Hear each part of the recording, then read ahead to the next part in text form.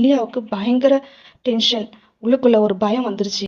அங்கிருந்து தன் உயிரை காக்க வனாந்தரத்துக்கு சென்று ஒரு சூறை செடியின் கீழ் படுத்துக் கொண்டான். அது மட்டுமல்ல, தன் பிராணனை எடுத்துக்கொள்ள கர்த்தரை நோக்கி ஜெபிக்கிறான். பாருங்க, 1 ராஜாக்கள் 19ஆம் அதிகாரம் 4ஆம் வசனம். அவன் வனாந்தரத்தில் ஒரு நாள் பிரயாணம் போய் ஒரு சூறை செடியின் கீழ் உட்கார்ந்து, நான் சாக வேண்டும் என்று கோரி, போதும் கர்த்தாவே, என் ஆத்துமாவை எடுத்துக்கொள்ளும், நான் என் பிதாக்களை பார்க்கிலும் நல்லவன் அல்ல. பாருங்க, ஏசபேல் இடத்திலிருந்து தன் உயிரை காத்துக்கொள்ளவே எலியா ஓடி இங்கு வனாந்தரத்துக்கு வந்தான். ஆனால் இப்பொழுது தான் சாக வேண்டும் என்று ஜெபிக்கிறான். உயிர் பிழைக்கும்படி ஓடி வந்த இடத்தில் தன் உயிரை விட நினைப்பது ஒரு முரண்பாடான சிந்தனையாக உள்ளது.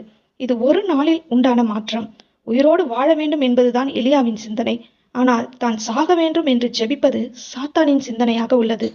பிசாசானவன் எலியாவின் இருதயத்திலே பயத்தின் ஆவியை, ஒருவித சலிப்பின் ஆவியை ஊற்றிவிட்டான். இதனால் தான் எதற்காக அழைக்கப்பட்டிருக்கிறான் என்பதை மறந்து